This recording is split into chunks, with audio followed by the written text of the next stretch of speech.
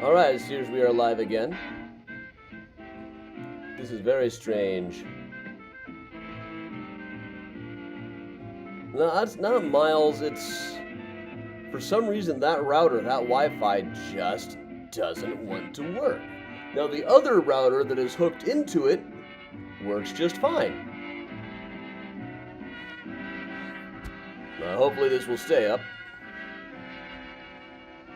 I don't know. I was on the phone with Comcast or Xfinity for a long time today. After getting through their voicemail doom loop. I had trouble with the app, so I called them. They say, "Can we text you the info for the app? You should download the app. This is much easier on the app." Like, no! Eventually I was screaming on beyond the top of my lungs.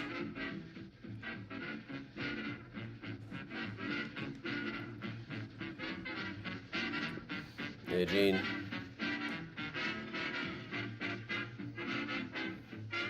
So now we are getting numbers higher in the kbps and the frame rate.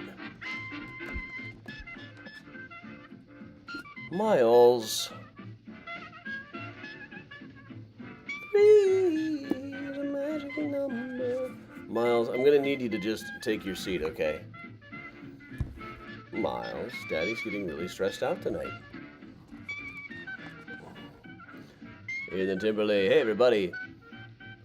Welcome along. We seem to be a little bit more stable now.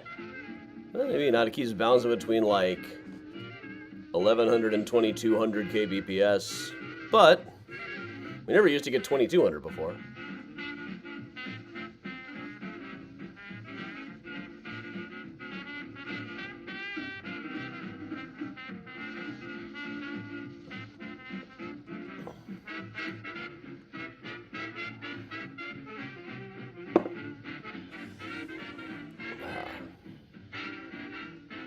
Happy Friday, Megan. Hey, Joanne. Hey, Edwina. Welcome, everybody. Good evening. Good evening. Did you ever play I Want to Bite Your Finger? One of my cousins posted a picture. I remember watching my older cousins play it and being fascinated, but I was too little. So I've never played I Want to Bite Your Finger. Heather, that is correct. I gotta have this figured out by Wednesday. I got a big live stream coming up. We're gonna let Benny Goodman do one more tune here, while Miles continues to walk back and forth across my keyboard.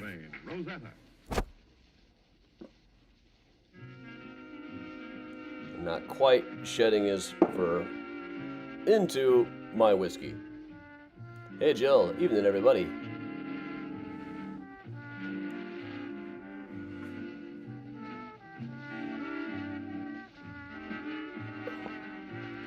Welcome along all. Glad we can still do this. Had a couple of weeks in a row with stuff going on Thursday. So.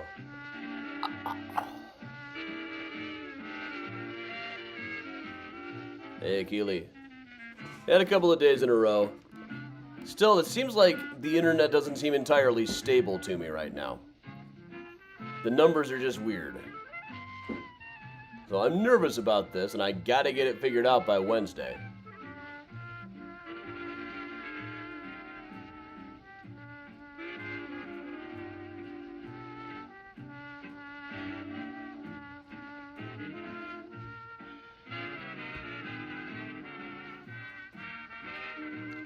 Elaine, just restart if it's freezing on you or someplace. Right now I got weirdly unstable internet, brand new router. But still using the old router, seems to be doing better. It is bothering me.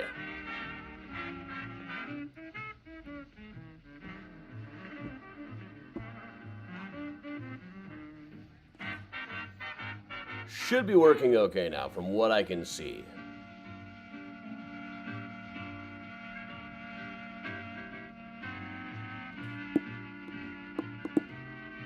Yeah, Laura, I wasn't going to try to fight the convention last night. Next Thursday, I have to be at the Field Museum, so Mandy Crypt will be filling in over on the Mandy Crypt page. She'll be running next Thursday instead of me. She'll be doing Chicago Jerks. Hey, Deborah. Hey, Katie.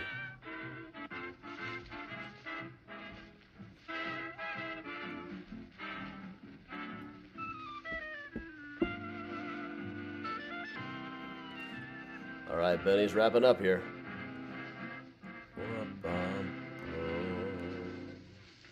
Music by Benny Goodman is being presented from the Joseph Urban Room of the Congress Hotel in downtown Chicago. And now Benny Goodman's arrangement of The Bugle Call Rang. All right, everybody. Let's see. Let's go into our little, all right, welcome along, everybody. Welcome. Sorry for the unstable internet. I have no idea what is going on with that. I'll have to be figuring it out really soon. It's going to really drive me batty. So, welcome along. I'm Adam from Mysterious Chicago Tours. I've been a tour guide and historian here in Chicago for going on 20 years now. I have got about a dozen Chicago history books out, including H.H. Holmes' The True History of the White City Devil, Ghost of Chicago, Mysterious Chicago, the book, and Graceland Cemetery, Chicago Stories, Symbols, and Secrets, out not too long ago from University of Illinois Press. So today, what we're going to be doing is covering some of Chicago's spookiest graves. And a couple of spooky graves from elsewhere as well. This will be a compilation of stuff from all over the place. Here, let's go through the intro.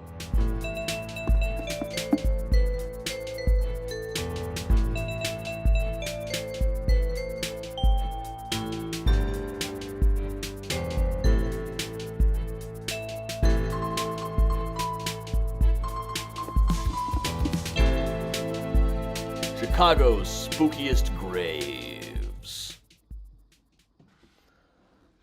All right, everybody. So, one thing we don't really see here in Chicago is a lot of gravestones like this. This is a motif they call the Death's Head. Later, they would stop using skulls and just have an actual face. They call those ones soul effigies. But these are things you see back in like 1700s graves, where the idea was to scare you, to remind you of death, to guilt you into feeling more religious. So we'll just show a couple of these from Trinity Churchyard in New York. Subject of my next book. Like, this is Adam Allen. It's a very spooky soul effigy. A soul effigy is spookier than some death's heads. This one, I just love the epitaph on this guy. Sacred to the memory of Adam Allen, comedian. Down at the bottom it says here, he possessed many good qualities, but as he was a man, he had the frailties common to man's nature. Like, if they're going to put the frailties of his nature on his gravestone, that dude must have had some frailties. But you know, some graves just look weird out of context. I used to be terrified of cemeteries myself until somebody told me there was a water slide in the cemetery near my college. And I had to get a picture of myself in a cemetery that had a water slide in it. Later, I moved to a town called Milledgeville that had this old mossy cemetery called Memory Hill. It had like a fence that was covered in death's heads, covered in skulls to remind you of death. There was this statue that I guess is supposed to be the Virgin Mary. But come on, that's George Washington in drag. Look at it. I swear they started with a George Washington statue, then decided, oh no, we need a Mary for this one, actually. Now, in the midst of it was a place called the Fish Mausoleum, the Fish Tomb. The story went that when Old Man Fish's family died in a cholera epidemic, he locked himself inside of the mausoleum with a rocking chair and shot himself. They said that if you knocked on the door, you could hear the gunshot go off. They also said that the rocking chair was still inside. So some years back, a couple of years after I left from the school, they decided the place was falling apart and needed to be fixed. At the time, the door on it was literally plywood. So they opened the place up, and they didn't find a rocking chair. Given that it was a plywood door, any rocking chair would have been taken out long before. But they did find a Fisk metallic burial case. These really ornate metal coffins with a viewing window over the face, very popular around the 1850s or so. Now, those of you just joining us, yes, I couldn't broadcast last night, so we're doing Friday instead this week. These things happen sometimes. Now, you also see some of these older ones with the rising morning cannot ensure that we shall meet the day. Death is standing at the door to take our lives away. Or my glass is run, my grave you see, prepare in time to follow me. Now, you really don't see these on graves in Chicago. These kind of things were out of style by the end of the 1700s, really, or at least the early 1800s. But we do have some spooky ones, and in fact, today was one of the spookiest days I've ever had at Graceland Cemetery. Now, most of you watched Find a Grave Friday this morning. After Find a Grave Friday, I went around looking for the glove that we had seen on the ground, the torn apart glove and fingers. As you know, that's just an amusing thing to find in a cemetery. But I couldn't find it anywhere, and I started to get a little bit spooked out. But we were going to Find a Grave Friday at Graceland Cemetery here in Chicago today. Find a Grave Friday is every Friday morning we go to a cemetery where I know a certain person is buried, but I don't look up where exactly or what it looks like. We figure it out in the comments. And right here, at Graceland it's fairly easy because they have a search function online and I have really detailed maps. But right around in this space turned out to be the grave of Justice Albert Thalstrom, who in his 20s was operating this place on Clybourne and Fullerton. And the building looks like it's gone now. I went looking for it after the tour. But he had a building that was a combination occult bookstore, cigar emporium, and pool hall. And also a place where you could bribe a justice of the peace. If you had a really nasty crime over your head, for a certain fee, he would knock it down to a misdemeanor. Or knock it down to disorderly conduct, and you could just pay yourself a nice fine. So he's best remembered now, though, for being sort of the hype man for Samuel Patton, who wrote a book called The Spirit World as It Is, and was holding lectures in his house about vampires. Now, he had invented some kind of goop called Patton's Clairvoyant Varnish for glass that you could rub on your glasses and allow you too to see vampires. It was for sale at Justice Thalstrom's place, and Justice Thalstrom would give this whole talk about how he knew vampires were real and citing all these historical examples that I believe came from an 1871 issue of All the Year Round, by then being published by Charles Dickens Jr. Justice Thayer died very young of tuberculosis, a very disease that was said to cause vampirism. But nearby, so I went looking and looking. We went today, there was like this gloveless finger hole on a glove, on the ground. I looked and looked and looked and could not find it. So finally, I looked on the ground and there was a finger missing from a glove. But here's the thing. This wasn't the same glove. There are two entirely different gloves torn apart into little fingers nearby. Eventually, I did find the other one. It was just further north than I had been looking. But still. Reminds me of the old ghost story of the guy who goes into the hotel room and there's only one hotel room left and it's the haunted room. And as he lies there, he hears a noise getting louder saying, bloody finger, bloody finger. And finally, he turns to the ghost and says, cool it, man, get yourself a Band-Aid. But all right, so that is just an adventure from this morning. Let's move over out to the suburbs. We'll go to Mount Carmel Cemetery, where we just did find a grave pretty recently. Just a couple of weeks ago. Of course, the best-known resident here would be Al Capone. But what we're covering today is not Uncle Al at all. We're going to go check out this grave, the DeSalvo grave. This one we also found while we were doing Find a Grave. I'd found it before, so it didn't really count.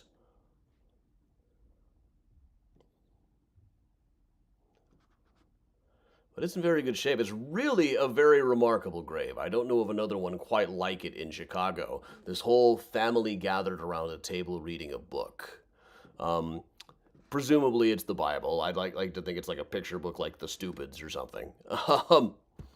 But this is the DeSalvo family, probably based on an old family portrait, though I've never seen the original of it. But down below you can see some of these. They were a family who lived on the west side. I noticed trying to look them up, trying to figure out where they got the money for such a thing as this, their livelihood increased tremendously in the 1920s. we can guess they must have found a way to make money in the 1920s, and we all know what way people were making money in the 1920s in Chicago. But here's the thing about this one is it is articulated. This thing actually spins. Now, I was able to spin it myself on the morning tour about 2 weeks ago. But here we go. This is a video I took of it years ago with Hector, my old tour bus driver, podcast partner. Yeah.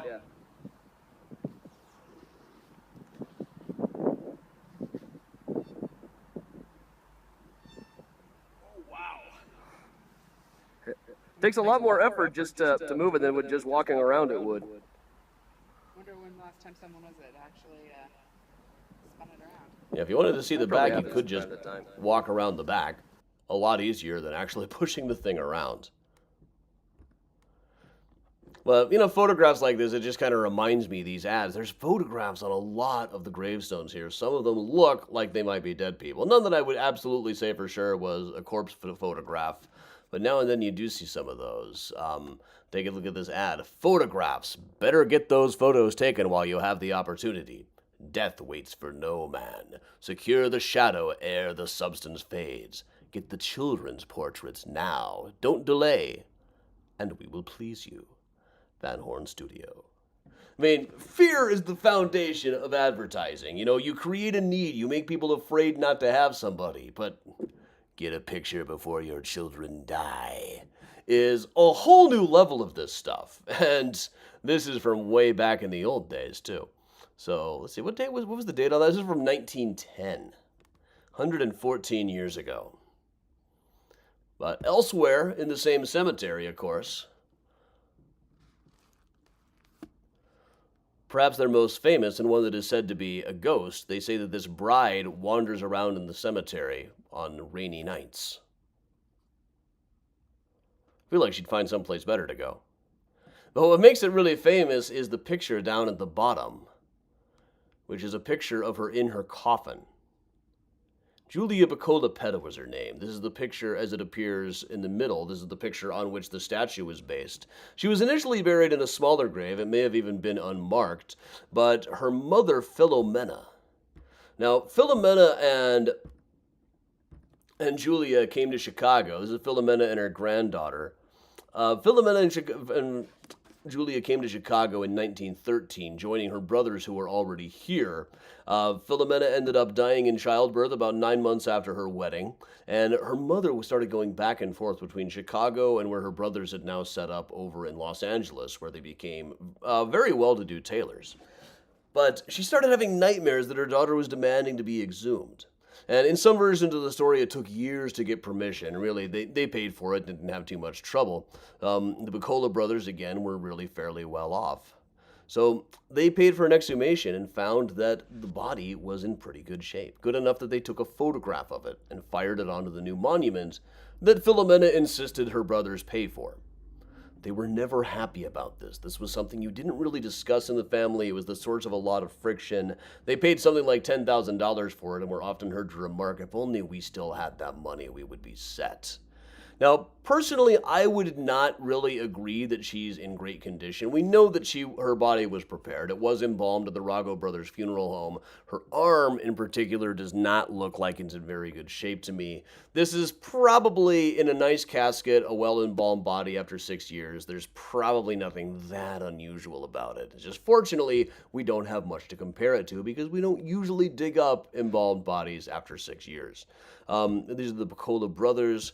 And this is her house. She and her husband lived in the Ukrainian village. And the house is still standing, and it is actually very near to the Rago brothers' funeral home, over near Western Avenue. Let's move on a little bit here. Let's move out to Lamont off Archer Avenue. Of course, there's a lot of things at Archer Avenue. But this is St. James of the Sang, the oldest cemetery in the Chicago area. By some metrics. Depends on what you count as Chicagoland, etc. But this goes back to before Graceland. It goes back to before Rose Hill. But this is an old churchyard. It is a proper graveyard, being attached to a church and everything. Now, there are any numbers of stories about it, and they go back quite a long ways. In fact, as early as 1873, there was a terrible train wreck in Lamont nearby. 43 persons killed and wounded. That number went up. This is where the bodies were laid out. Some of them undoubtedly were actually just buried here.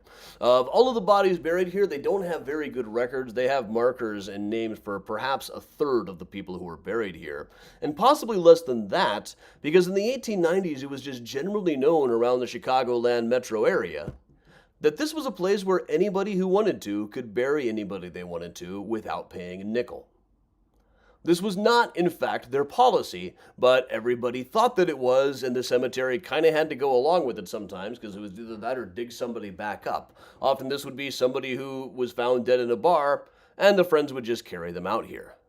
So, this is also one of the most well-documented stories. It was really just about a week after this story first was published that a couple of musicians went to the press and said that they were willing to swear that they were staying at a roadhouse out here by the cemetery, looking out the window at the cemetery. They saw this mysterious vision. And you can see the church in the background there. They said that they saw this woman in white standing there with glowing hands, holding up her arms as a horse-drawn carriage approached and then disappeared. And they swore that they were temperate guys who didn't really drink. Strikes me as very unlikely personally. But it's probably worth noting that when they came up with this story, there had just been this article about how anybody who wanted to could be buried in this cemetery. Right there. You can see it's a little different then. It looks like they didn't have the steeple yet.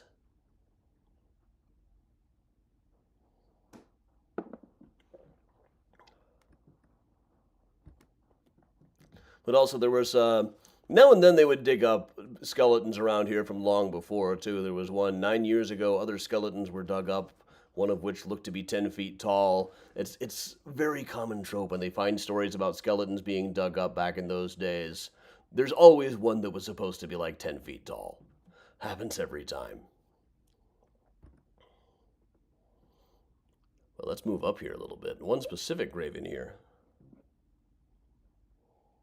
Hello, Georgina. Hello, everybody. I hope it's not buffering for everybody, but there's nothing I can do about it if it is.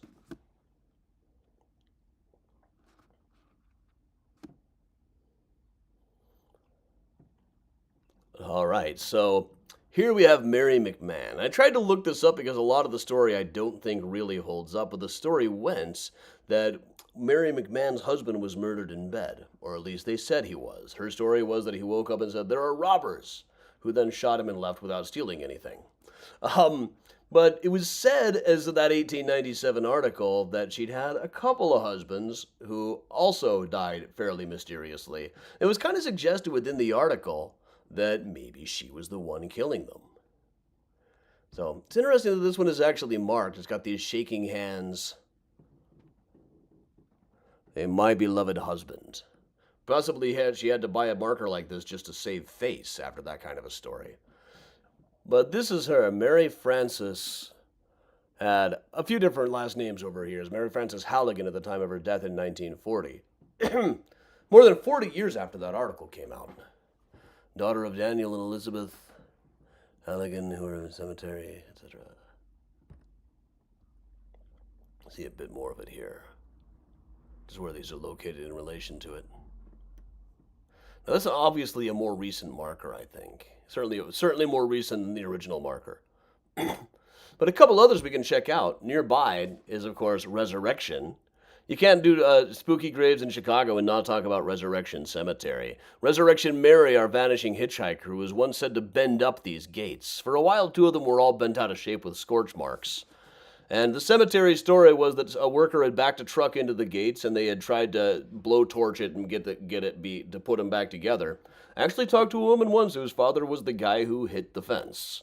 Some people would look at the pictures and say, no, there's no way this could ever be explained, and construction workers would look at it and say, yeah, here's exactly how that happened. But it is sometimes said to be the ghost of a girl named Mary Bergovi who was hitchhiking rides back to this cemetery and then vanishing. Now, I think the story was probably about 3 years old, at least, by the time of Mary Bergovi's death, but she herself is buried unmarked beside her parents in this space here. There are also those who say that it's really that people are getting the Resurrection Mary thing all wrong, and it's really a girl who was buried at St. Casimir. Here's a quick drive through St. Casimir. Same general vicinity of the city.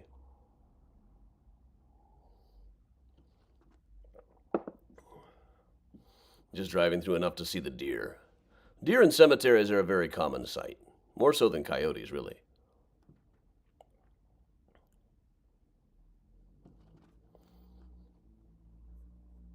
And of course, the other thing we just can't be, we'd be remiss not to include in something such as this. Bachelor's Grove. This is a long, winding path into the Rubio Woods Forest Preserve. Down in Midlothian, about 147th Street, in the south suburbs of Chicago. Now let's make this video a little bit larger. So this is one I walked all the length of filming. The woods are just trees, the trees are just wood. I had no fear, nor no one should. Because, you know, I've never really been all that spooked. This has got a reputation for being one of the most haunted cemeteries in the world. And I've just never had an issue there. They say that there's a guardian spirit that comes up towards the edge here, right before you get into the cemetery proper.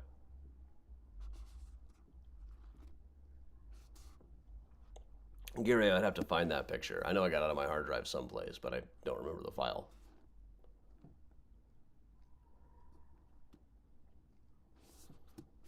Well, they say there's a guardian cemetery who will mess with you if you come intending to mess with the cemetery, but a lot of people messed with this cemetery over the years.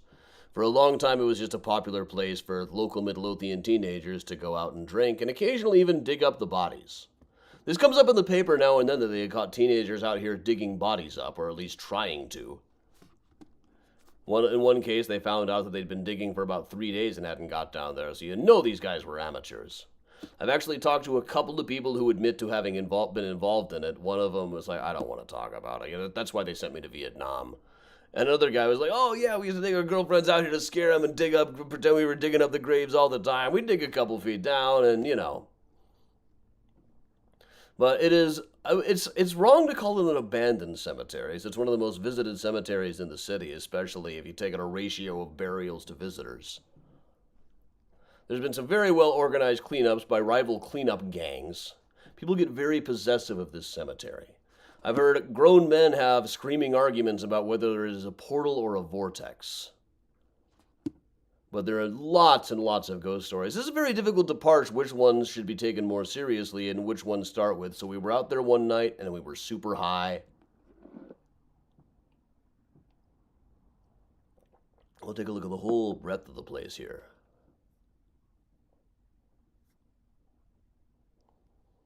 And right around when we first came in, you might have noticed this one. There was probably like a little obelisk on top of this at the time. But this is probably the most famous of them all because in the early 1990s, a woman named Judy Huff Felts took this photograph. It was taken with an infrared camera that she had never used before and never used again. You can see there's very interesting use of contrast in this. But when she took the photo, there was this seated figure over on the left-hand side. And some prints of it extends a little bit further over to the left. This is a scan of Judy's own original copy that she sent to me. But this made it into the newspapers and everything at the time. If you look up ghost photographs, this is one of the first things that comes up. We'll kind of wander through the cemetery a little bit here.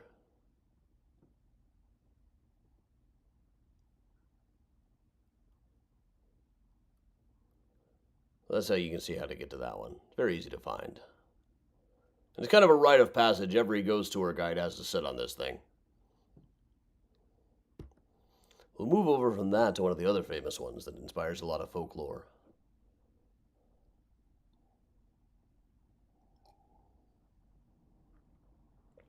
Now, some of the headstones disappeared. Some of them are probably in the nearby pond.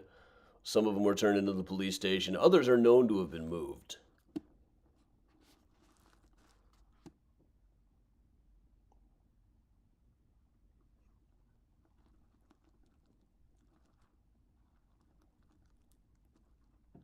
Now, Sherlock, I hadn't heard about that. Which guy was that?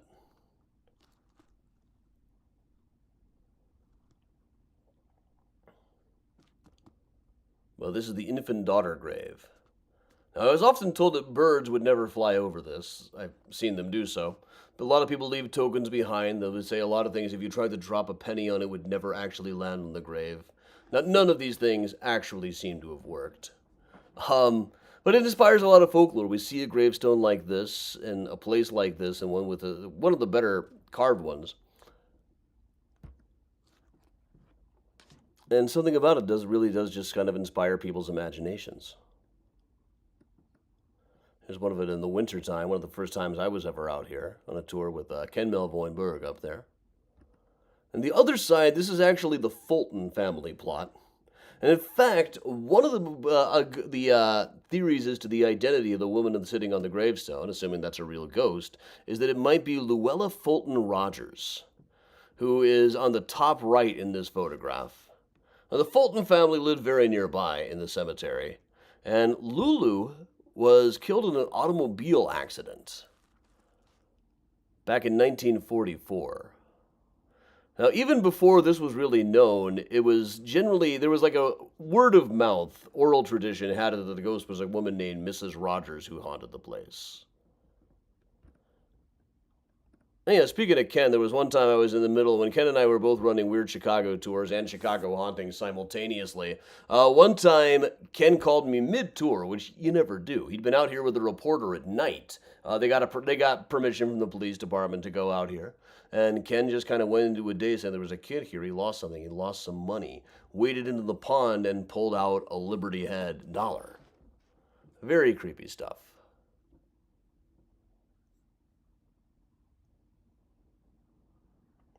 It's Pete, okay. Yeah, I knew Pete a little. That's a shame. I'll look into that later. We're going to move it to Forest Home Cemetery here.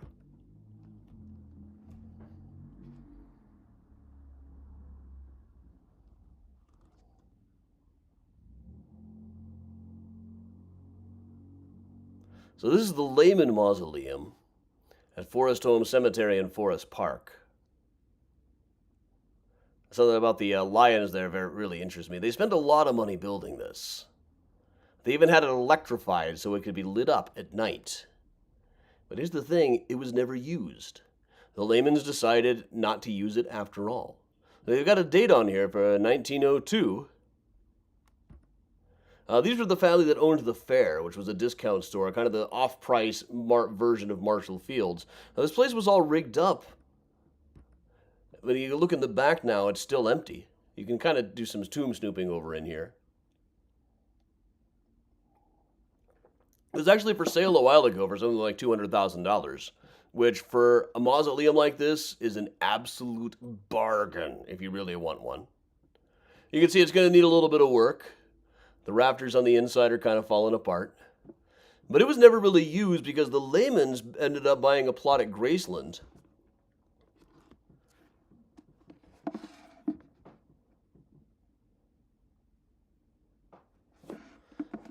And making themselves kind of a more modern one, this little White House version.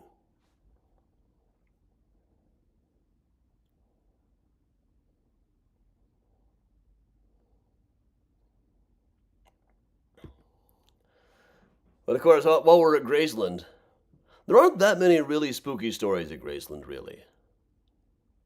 Though there is Ludwig Wolf, whose grave is occasionally referred to as a toilet-like grave.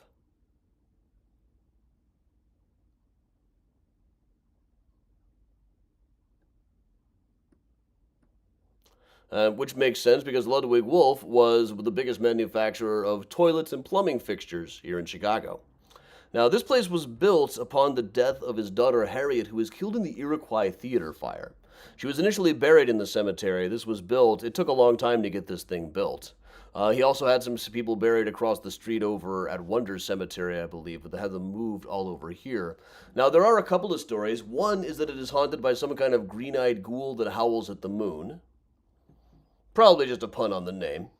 Also, there are stories about hearing things inside of it. Now, keeping in mind it butts right up on Montrose Avenue.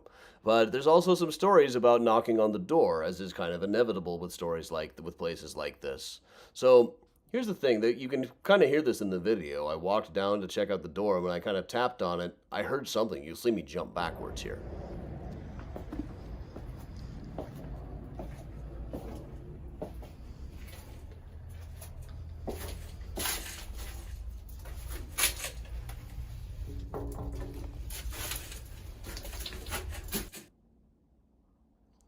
You see me jump there?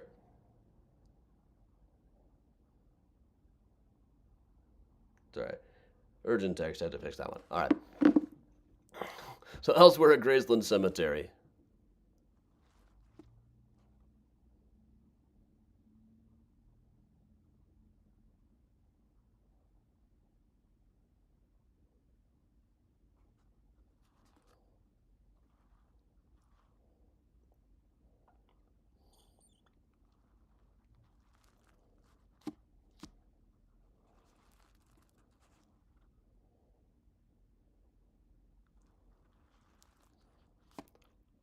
Let's just take out this one briefly. This one looks as though it is guarded by 4 headless angels.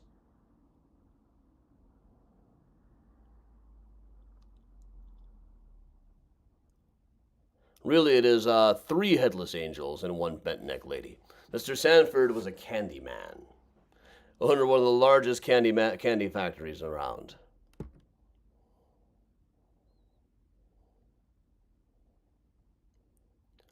We'll move up over here.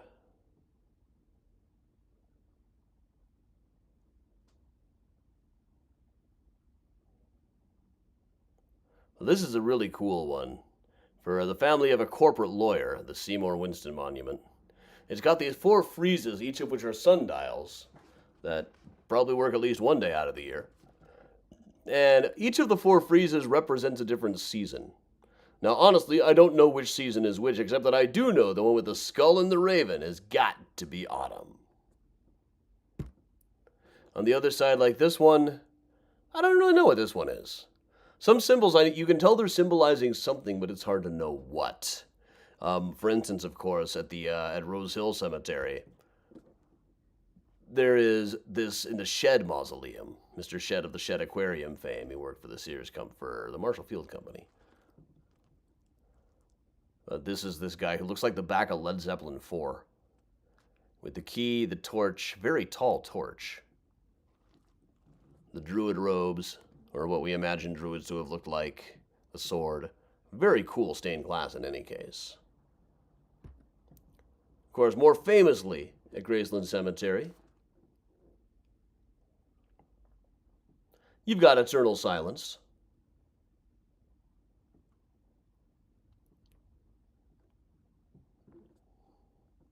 Eternal Silence is always said to be a monument to a guy named Dexter Graves. Really, it's his son who had it built. Dexter had been dead for like 70 years by the time the thing was actually built.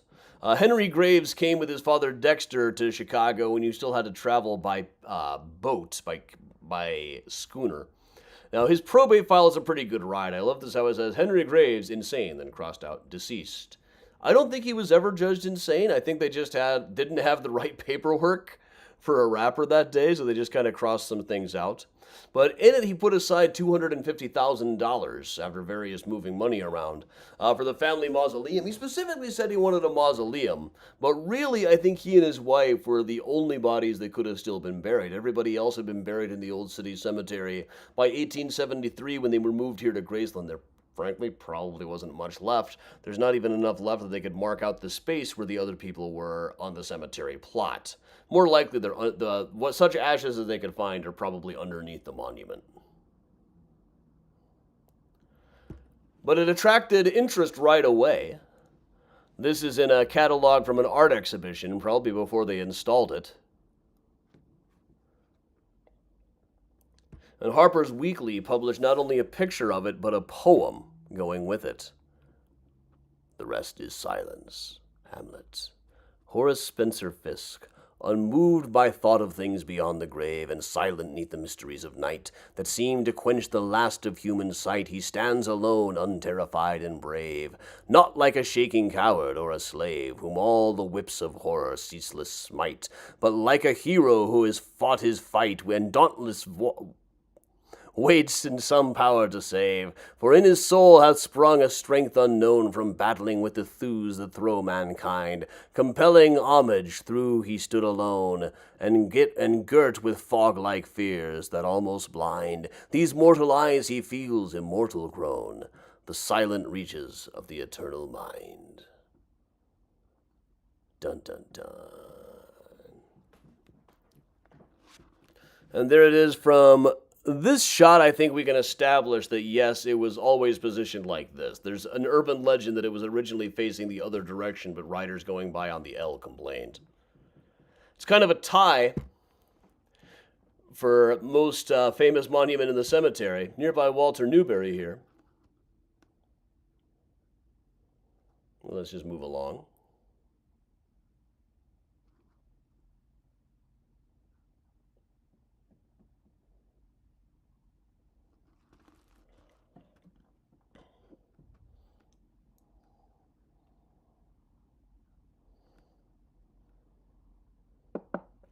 This is a statue of Inez Briggs. From the statue, it would look like her name was Inez Clark, and I imagine she probably would have taken her stepfather's name.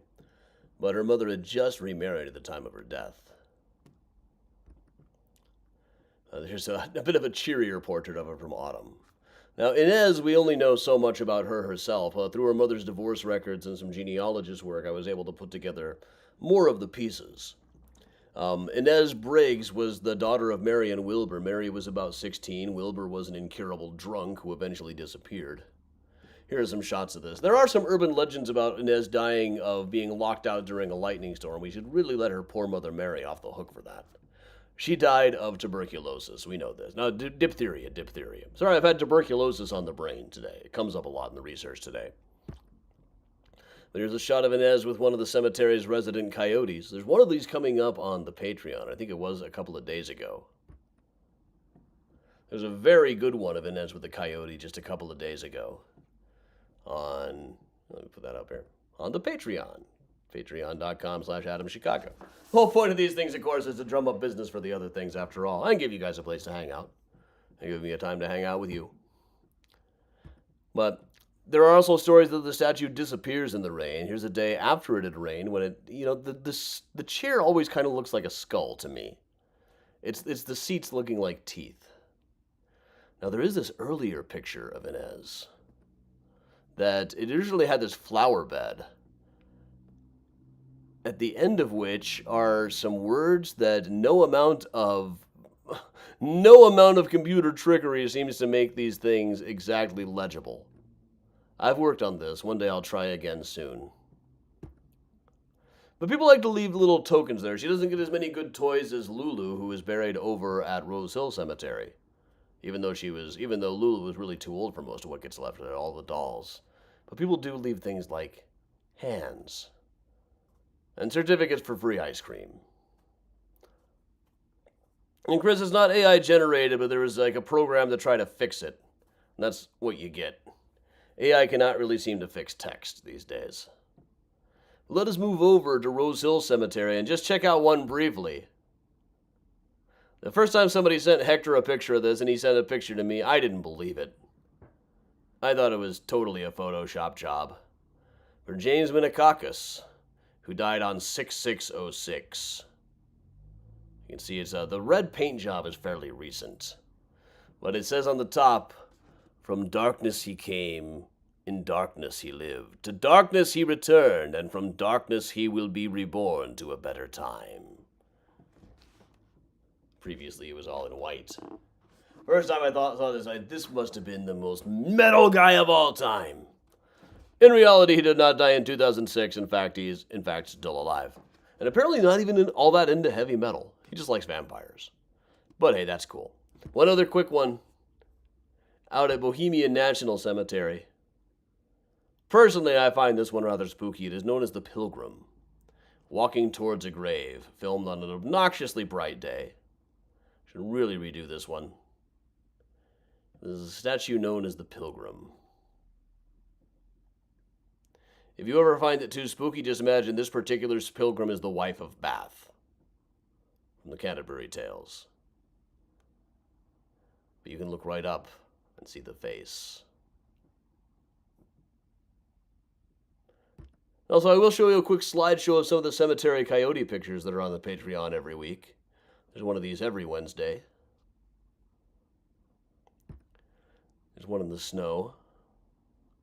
Some days these guys are just posing. This was one of those days. I remember well. It's been about 5 years since I took this one now. This day, too, it was nice and foggy in the cemetery, and they were just cooperating. This is from that same day here at Pride Rock. And they always love hanging out on these tumuli, the tombs that go into hills. Here's one with the Palmer Mausoleum visible in the background. No, that's the same one from that same foggy day. And this one, I love the way everything kind of looked blue that day.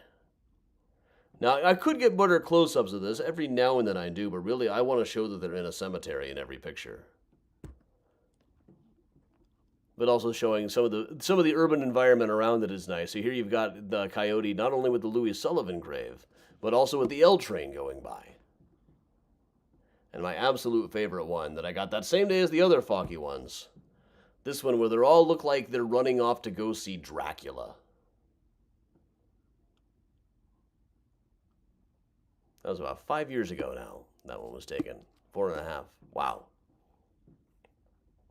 But all right, everybody, some quick notes on the upcoming tours. We'll have more tours announced too, but the only thing for sale right now is about a month away. We've got the boat tours. Those are coming up. Still plenty of room left on the boat tours. We haven't really started pushing those yet. But next Thursday, our usual Thursday night tour, I will be busy doing a thing about the that vampire scare from the beginning at the Field Museum. So go see Mandy Crypt give her presentation about Chicago jerks instead. So, all right, everybody. Thank you for joining me. I'll put up the thanks thing here. We'll turn the Benny Goodman back on and just hang out like we always do. I'm Adam from Mysterious Chicago Tours. Stay safe, stay strong, and here is Benny Goodman.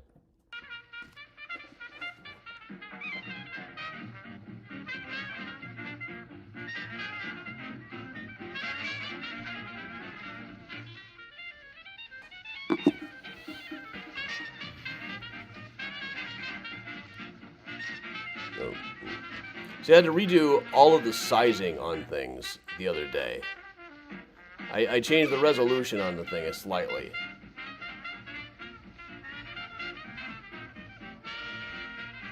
And now everything's just a little bit off. I've had to go through and redo every frame. Deeply annoying. Thanks, Pat.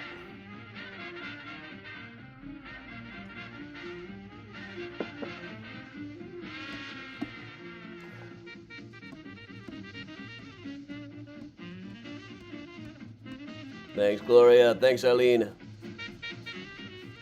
Good night, Betsy. Hey, Laura. Go get some rest, Laura. Thank you, Audrey.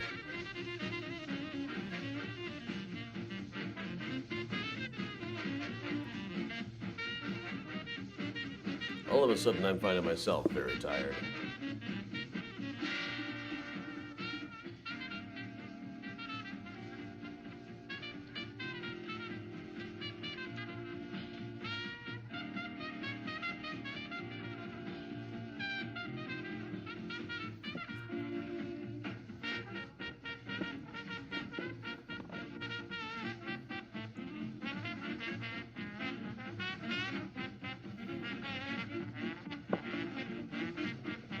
My Mysterious Chicago isn't lit? Oh, yeah. I was like, I'm always lit. Come on. Yeah. There it is.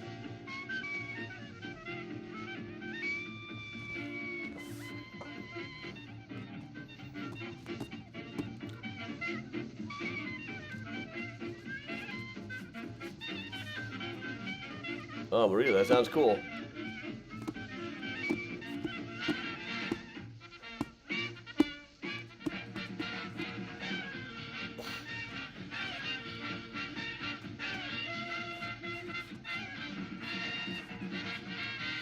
Yeah, it's been late nights all week for me. Eager to kind of get to bed at a reasonable hour.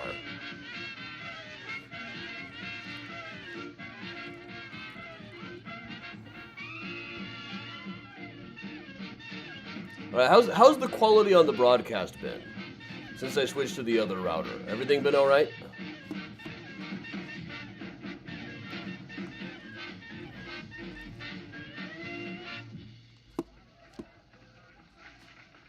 It's very weird that using the main router is so much less reliable than the extension one. Thanks a million.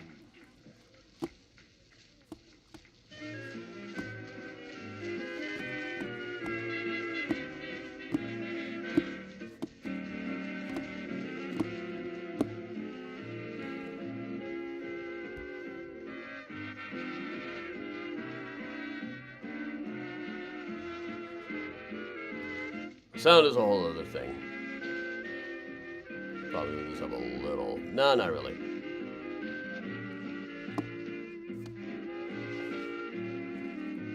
Oh, if you want to join us at the White Sox game, hit Octavio up.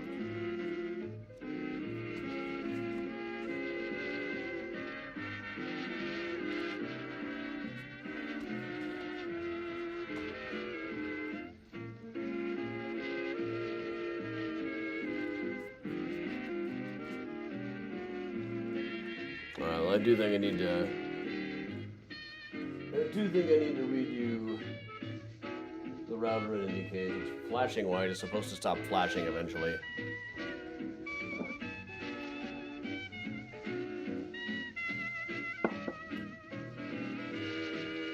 Glad to hear that, Beverly.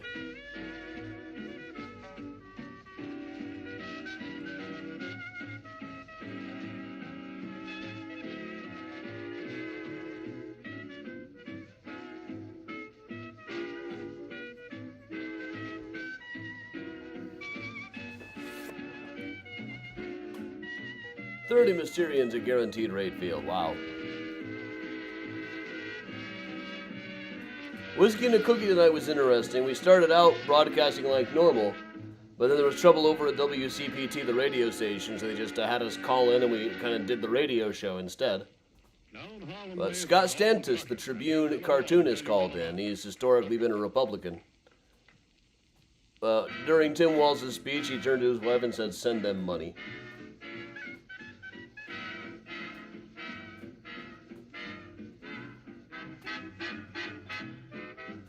Chris, I like it. I'm trying to do some juggling, but I can only find 2 of these out of 3. It's driving me nuts trying to find the third.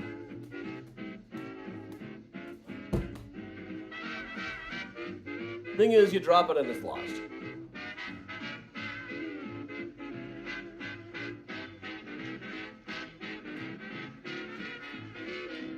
It's weird doing this on a Friday, isn't it?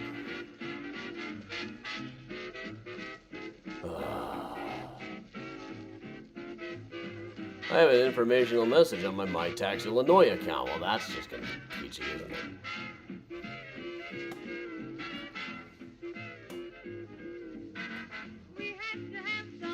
it? Cats may very well have done something with the ball. It'll turn up. Always does.